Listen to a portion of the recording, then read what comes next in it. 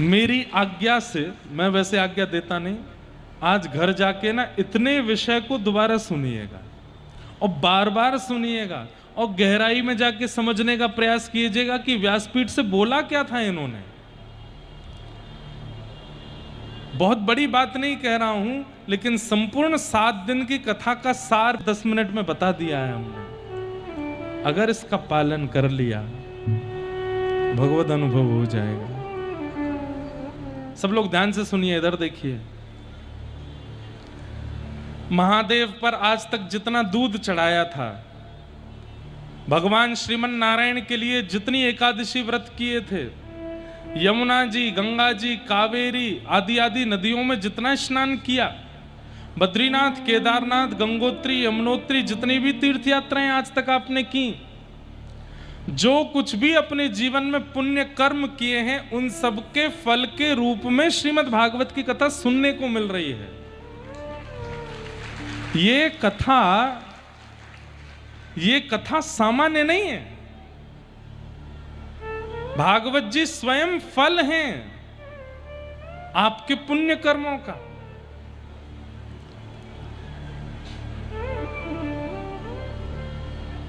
अनेक जन्मों के अर्जित पुण्यों के फल के रूप में भागवत जी मिली हैं। तो यहां फल कहकर के इस बात को सिद्ध कर दिया कि भागवत जी से फल मत मांगना।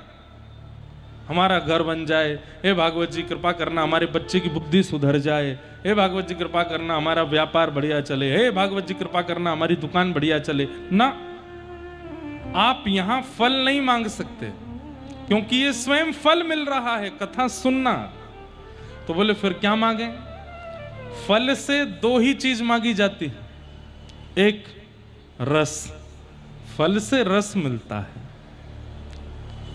फल से रस मिलता है। और दूसरी चीज, फल से क्या मिलता है? भूख की निवृत्ति। जो हमें भूख लगी है, फल खा लो तो क्या होता है? भूख शांत हो जाती है। तो फल से 2 ही चीज मिलती हैं, रस मिलता है और भूख की निवृत्ति मिलती है। और एक चीज और मिलती है, क्या? फल से बीज मिलता है, ताकि उस बीज को रोपित करके तुम अनंत फलों को और जन्म दे सको। समझ में आई बात? ध्यान से सुनोगे तो आएगी। श्रीमद् भागवत की कथा सबसे पहली वस्तु आपको क्या देगी? रस, क्योंकि ये फल है। इससे रस लो, लीलाओं का रस लो, सुंदर कथाओं का रस लो, भावों का रस लो। और उस रस में हमारे अरविंद जी महाराज बोल रहे थे, सब 16 डिग्री सेल्सियस एसी में बैठने वाले रसगुल्ला हैं। महाराज जी रसगुल्ला नहीं है, केवल गुल्ला है। रस तो अब इनमें डाला जा रहा है। केवल गुल्ला है। अच्छा, हमारे मथुरा वृंदावन के जो चाहे वैश्य हो, चाहे ब्राह्मण हो, चाहे क्षत्रिय हो, सब गुल्ला से ही हैं। वैसे भी गुल्ला जैसे ही हो गए हैं, और थोड़े थोड़े गुलाबी गुलाबी से और हो गए, तो गुलाबी गुल्ला गुलाब जामुन जैसे हैं। तो आप सब गुल्ला तो बन गए हो, लेकिन उस गुल्ला को रस दिलाने के लिए कथा में आ रहे हो। तो भागवत जी फल हैं, और फल से सबसे पहली वस्तु क्या मिलती है? रस। अरे जब कोई लीला प्रारंभ होती है तो नेत्र बंद हो जाता है। जब कोई कीर्तन प्रारंभ हो जाए तो भुजाएं खड़ी हो जाती हैं। वाग्गदगदा त्रवते यस्य चित्तम रुदत्य भिक्षणम हसति क्वचिच्च विलज्ज उद्गायत नृत्यते च मद्भक्ति युक्तो भुवनम पुनातु। जब किसी को रस मिलता है, इधर देखो, यहां देखो, यहां देखो, यहां देखो, और कहीं मत देखना। हम 4 घंटे केवल आपको अपने आप को दिखाने आते हैं। देख लीजिए, मत देखिए इधर उधर कहीं भी, नजर नहीं लगेगी हमको, खूब देख लो। हमारी माता जी खूब सारे नारायण कवच याद करके हमको भेजती हैं। कोई नजर वाली बात नहीं। आप लोगों को इधर उधर देखना ही नहीं है, इधर देखो बस। 4 बजे से पहले पूरी दुनिया देखिए, 7:30 बजे के बाद पूरी दुनिया देखिए, 4 से 7:30 बस हमको देखिए, भागवत जी देखिए, यहां देखिए, बस, और कहीं नहीं देखना। चाहे कुछ हो जाए, ये सारी आपकी परीक्षाएं होती हैं, बीच में फुब्बारे चलते हैं, कभी ये हेलीकॉप्टर उड़ जाता है, कभी कहीं से कुछ गिरने लगता है, ताकि आप लोगों का मन इधर उधर जावे। मत करो, ध्यानपूर्वक सुनो। फल से पहली वस्तु क्या मिलेगी? रस। भागवत जी रस देती। अरे जब प्रसंग आएंगे ना ठाकुर जी की मधुर लीलाओं के, डूब जाओगे उसमें। रस।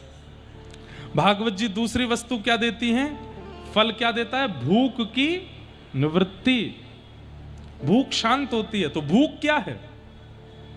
किसी को धन कमाने की भूख है, किसी को ऐश्वर्य पाने की भूख है, किसी को बहुत नाम कमाने की भूख है, किसी को किसी और के होने की भूख है, किसी को कुछ पाने की भूख है। सारी भूख समाप्त होती है यहां पर। 7 दिन तक अनवरत कथा सुनने वाले व्यक्ति की कोई भूख नहीं रह जाती। उसको यश नहीं चाहिए, फिर उसको कीर्ति नहीं चाहिए, फिर उसको क्रेडिट्स नहीं चाहिए, फिर उसको वो एक ही स्थिति में आ जाएगा, नाथ जो मेरे लिए उचित हो मुझे दे दो, मैं कुछ कामना नहीं करूंगा। क्यों? मैं तृप्त हो गया। भागवत जी तृप्त करती हैं, भूख को शांत करती हैं। हां, एक भूख रह जाती है, एक भूख अधूरी रह जाती है। कृष्ण को पाने की भूख रहती है, बस, और कोई भूख नहीं रहेगी। बड़े बड़े ऐश्वर्य प्राप्त करने वाले लोग कथा कराते हैं, करोड़ों का टर्नओवर करने वाले लोग कथा सुनते हैं, और कथा सुनने के बाद उनकी स्थिति देखिए, रोते हुए आते हैं, बोल महाराज जी अब कुछ नहीं चाहिए। ऐसा लगता है हमने 60 साल बर्बाद कर दिए। अरे हमने कहा इतना बड़ा एम्पायर खड़ा कर दिया आपने, बोले ये सब व्यर्थ लग रहा है। ये लग रहा है असली वस्तु तो आज मिली जो 60 साल पहले मिलनी चाहिए थी। भूख निवृत्त करता है। जितनी भी भूख है संसार की, उन सबसे निवृत्त कर देती है भागवत जी की कथा।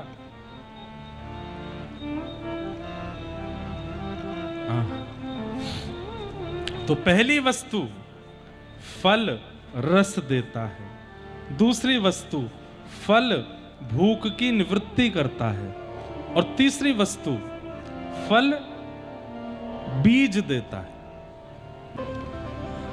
बहुत गहरी बात है।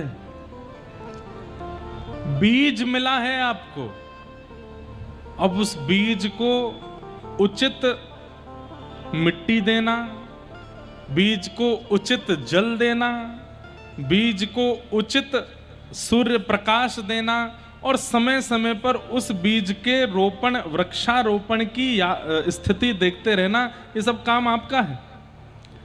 तो श्रीमद् भागवत जी बीज दे देंगे आपको। अब उस बीज को रोपित करने के लिए हृदय को पहले उपजाऊ बनाना पड़ेगा।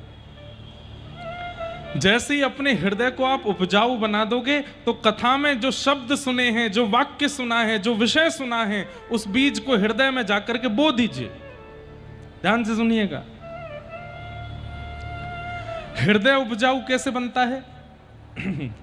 जिस दिन कृष्ण विरह में नेत्र सजल हो जाए, समझ जाना हृदय उपजाऊ हो गया है।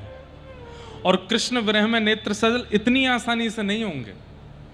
खूब रसिकों की कथा सुननी पड़ेगी, खूब घिसना पड़ेगा अपने आप को रसिकों के चरणों में, तब जाकर के वो भावना प्रकट होगी। उस समय क्या कीजिएगा? वक्ता के द्वारा दिए गए भागवत के किसी भी बीज को या अनंत बीजों को अपने हृदय में रोपित कर देना। केवल बीज बोने से काम नहीं चलेगा, फिर उसमें जल का सिंचन करो। मीराबाई कहती हैं, असुवन जल सींच सींच प्रेम बेलवे, असुवन जल सींच सींच प्रेम बेल बोई। अब तो बेल फैल गई, अब तो बेल फैल गई, अब तो बेल फैल गई, अब तो बेल फैल गई। अरे आनंद फल होई रे मेरे तो गिरधर गोपाल, दूसरो न कोई, दूसरो न कोई, मेरे तो गिरधर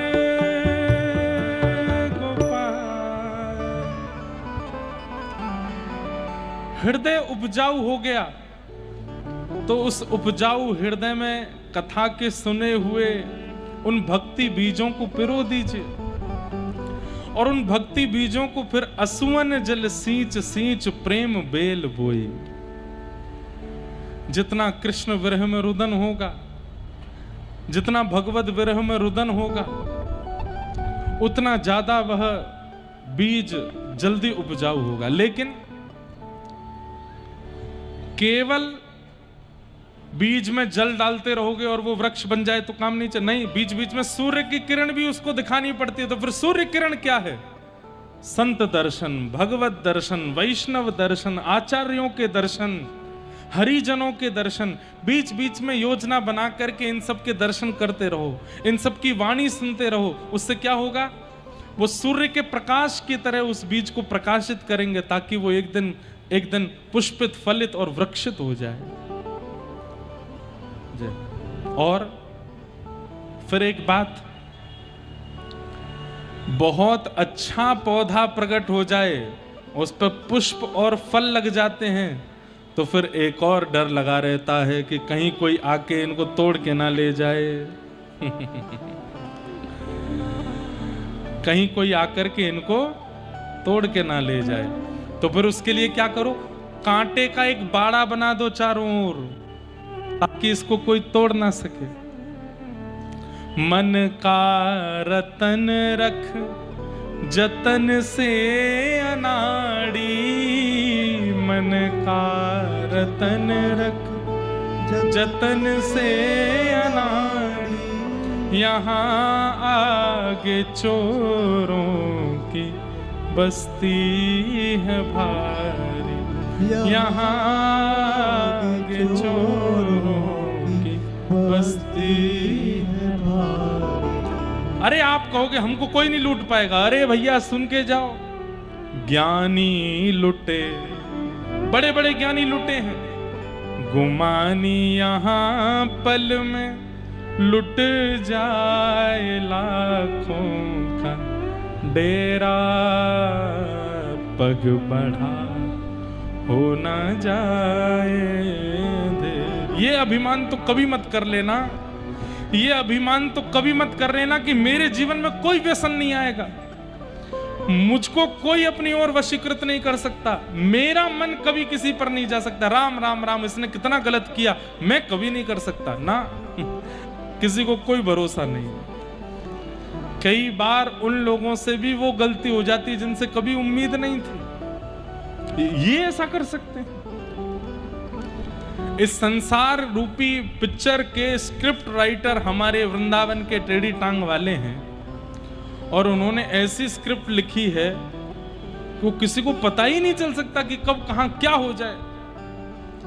बड़े बड़े योगी, बड़े बड़े विरक्ति, बड़े बड़े साधु हिमालय पर हजारों वर्ष तपस्या करने के बाद भी फिसलते देखे हैं यहां पर, और अति नीच, अति अधम स्थिति में पड़े हुए भक्तों को भी जगन्नाथ जी के हृदय से लगा हुआ देखा है। हाँ?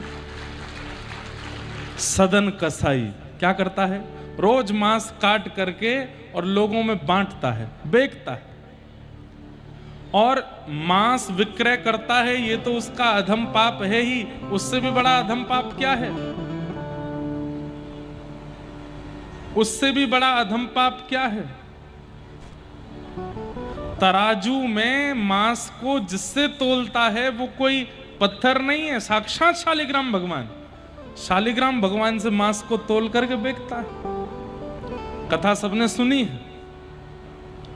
एक बार एक महात्मा निकले तो उन्होंने देख लिया कि ये तो शालिग्राम भगवान है। सदन कसाई से बोला, अरे ये जो तुमने जो रख रखे हैं कोई पत्थर नहीं है, कोई वाट नहीं है जो इससे तुम तोलते हो, ये साक्षात शालिग्राम भगवान है, इनको दे दो। डर के मारे शालिग्राम भगवान दे दिए। उनको लेकर के महात्मा चले गए। महात्मा ने जाकर के बढ़िया पंचामृत अभिषेक किया, चांदी के सिंहासन पर बिठाया। रात में ठाकुर जी स्वप्न में आके रोने लगे। महात्मा बोले, क्या हो गया? बोले, मुझे वापस सदन के पास ही छोड़ के आओ, मुझे तो वहीं आनंद आ रहा है। समझ रहे हैं? बड़े बड़े योगी, बड़े बड़े जपी, बड़े बड़े तपस्वी, बड़े बड़े त्यागी, बड़े बड़े वैरागी उनको ठाकुर जी मिल नहीं रहे हैं। और कहां वो अधम स्थिति का जो मांस विक्रय करने वाला सदन कसाई, उसके लिए जाने के लिए ठाकुर जी रो रहे हैं, मुझे उसी के पास जाना है। इसलिए ये अभिमान कभी मत कीजिएगा कि मैं बहुत नियम से रहता हूं, मैं बहुत संयम से रहता हूं, मैं बड़े शास्त्रों का अनुमूलन करता हूं, मैं जो है बड़ी गुरु आज्ञा और वैष्णव संत आज्ञा में रहता हूं, मेरे ऊपर कोई प्रभाव नहीं होगा ना। कहीं भी कुछ भी हो सकता है। एक छेद भी यदि होगा ना तो उस छेद में पूरा मूषल प्रवेश कर सकता है। आप में एक छिद्र भी यदि दिख गया है संसार के कलयुग को, उस छिद्र से मूषल प्रवेश कर देगा भीतर। इसलिए यह अभिमान मत करना कि मुझे कुछ नहीं होगा ना, कुछ भी हो सकता है। इसलिए भागवत जी से मिलने वाली तीसरी वस्तु जो बीज है, उसको हृदय में रोपित करो। पहले तो हृदय को उपजाऊ बनाओ, पर उसमें रोपित करो। असुवन जल सींच सींच प्रेम बेल बोई, सूर्य का प्रकाश यानी वैष्णव संत हरिजन, इन सब के दर्शन करो, इन भक्तों का संग करो। तत्पश्चात एक कांटे का बाड़ा रखो। कांटे का बाड़ा क्या है? नाम जप। जितना नाम जप करोगे उतना मजबूत बाड़ा है आपका। भैया डिस्टर्ब नहीं करो, यहां से कोई कुछ बजाओ नहीं, कुछ मत करो। जितना नाम जप करोगे उतना कांटे का बाड़ा मजबूत रहेगा, कोई चोरी नहीं कर पाएगा। मीराबाई को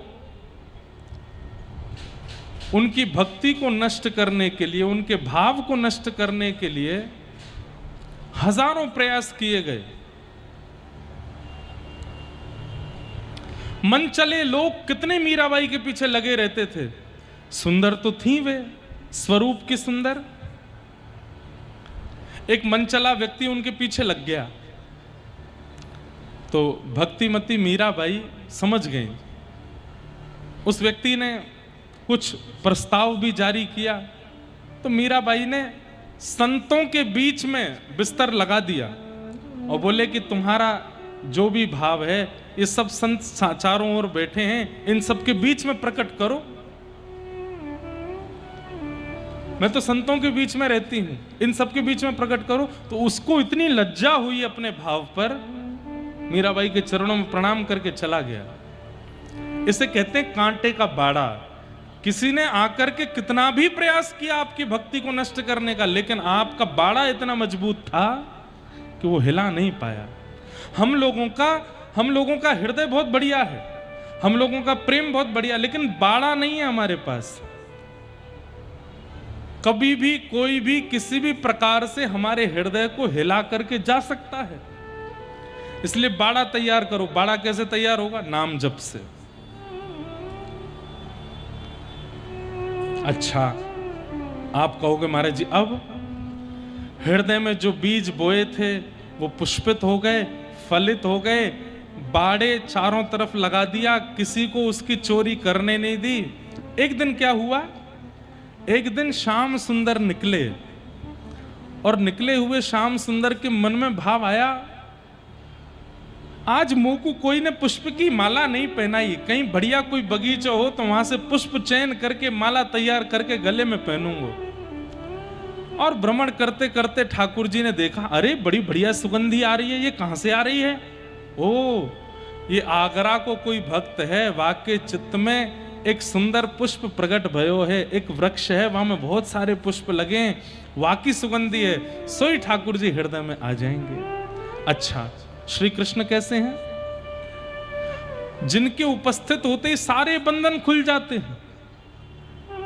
वसुदेव जी महाराज जब मथुरा से गोकुल लेकर के आए थे तो जैसे ही हाथ में ठाकुर जी ली, हथकड़ियां खुल गई, बेड़ियां खुल गई, सारे ताले खुल गए। तो मतलब आप कितना भी कठिन बाड़ा लगा दो कि भीतर कोई प्रवेश ना कर सके, लेकिन कृष्ण के आने के बाद कांटे भी पुष्प हो जाएंगे। तब वही ठाकुर जी आपके हृदय में प्रवेश करेंगे, आपके हृदय में लगे हुए सुंदर सुंदर पुष्पों का चयन करेंगे। एक पुष्प कान पे लगाएंगे, एक पुष्प की माला पहनाएंगे, एक पुष्प के बाजूबंद बनाएंगे, एक पुष्प को भीतर यहाँ हाथ पे पहनेंगे, कुछ पुष्पों को चरणों में पहनेंगे और पहन करके निकल जाएंगे। आपको थोड़ी देर का संयोग मिलेगा और उसके बाद वियोग होगा। रुदन करोगे, हे नाथ कहां चले गए, अभी तो आए थे आप।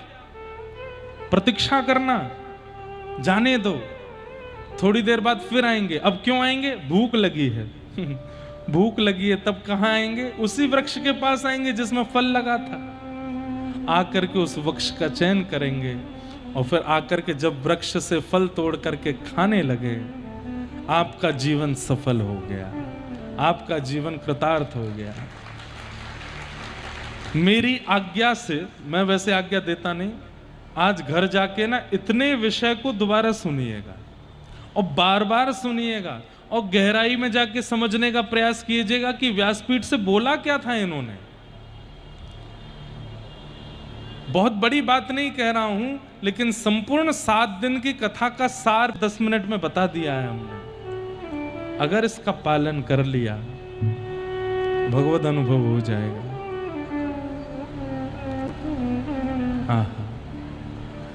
तो भागवत जी से 3 वस्तु मिलेंगी: रस, भूख की निवृत्ति और अनंत फलों को प्रकट करने के बीज। अगर उस बीज को रोपित करके वृक्ष में फलित और पुष्पित कर दिया, उसका सेवन कोई और नहीं करेगा, स्वयं ठाकुर जी करेंगे, आएंगे। आप कहेंगे किसके लिए किया? ध्रुव जी का किया, प्रहलाद जी का किया, सहजो बाई का किया, सक्कू बाई का किया, कृष्णदास का किया, कुम्भन दास का किया।